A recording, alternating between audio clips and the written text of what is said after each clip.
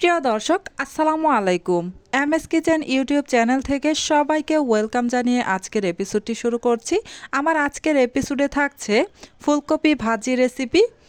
এই ফুলকপি ভাজি দিয়ে গরম ভাত, রুটি, লুচি, পরোটা যে কোনো কিছুর সাথে খেতে দুর্দান্ত লাগে।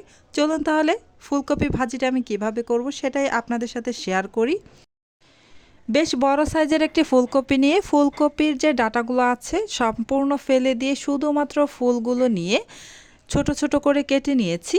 কেটে তারপর 1 টেবিল চামচ পরিমাণ লবণ দিয়ে কিছুটা পানির মধ্যে ফুলকপিগুলো ভিজিয়ে রেখে তারপর ধুয়ে তুলে নিয়েছি।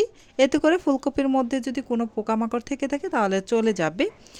এই তো ভাজিটা করার জন্য আমি চলে আসলাম চুলায় একটা প্যান বসিয়ে এতে আমি 1/3 কাপ পরিমাণ সয়াবিন তেল দিয়ে তারপর 2টা তেজপাতা, 1/4 চা চামচ করে কালো জিরা ও রেগুলার যে জিরাটা আমরা খাই সেই জিরাটা দিয়ে একটু নেড়ে চেড়ে ভেজে নিলাম।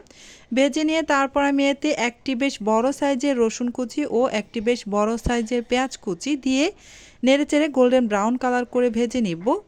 এই যে দেখতেই পাচ্ছেন গোল্ডেন ব্রাউন কালার করে ভেজে নেওয়া হয়ে গিয়েছে। এবার আমি 1/2 চা চামচ পরিমাণ হলুদের গুঁড়া আর স্বাদ মতো লবণ দিয়ে জাস্ট 30 সেকেন্ডের মতো ভেজে নিয়ে এতে আমি কেটে ধুয়ে পরিষ্কার করে রাখা ফুলকপিগুলো দিয়ে দিব। এবার সম্পূর্ণ ফুলকপি দেওয়া হয়ে গিয়েছে। এখন নেড়ে চেড়ে খুব ভালোভাবে মিশিয়ে নিব।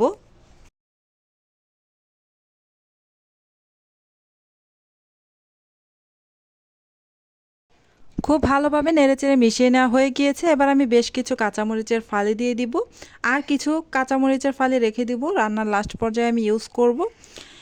এবার আমি ঢাকনা দিয়ে ডেকে চুলার আঁচ মিডিয়াম টু হাইতে রেখে কিছুক্ষণ রান্না করব। কিছুক্ষণ পর ঢাকনাটা খুলে একটু নেড়েচেড়ে দিচ্ছি। এ পর্যায়ে আর ঢাকনা দিয়ে ডেকে দিব না, চুলার আঁচ মিডিয়ামে রেখে আমি ভাজিটা করে নিব।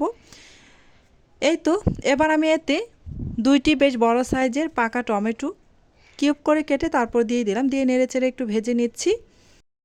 কিছুক্ষণ ভেজে নেওয়ার পর যখন পানিটা একেবারে শুকিয়ে যাবে তখন বাকি যে আমি কিছু কাঁচামরিচের ফালি রেখেছিলাম সেগুলো দিয়ে আবারও একটু নেড়েচেড়ে কিছুক্ষণ ভেজে নিব। এই ভাজিটার মধ্যে একটুও পানি রাখা যাবে না, একেবারে খুব ভালোভাবে শুকিয়ে ফেলতে হবে। এই যে এই ভাজিটা হতে খুব বেশি সময় লাগে না, খুব দ্রুতই ভাজিটা হয়ে যায়।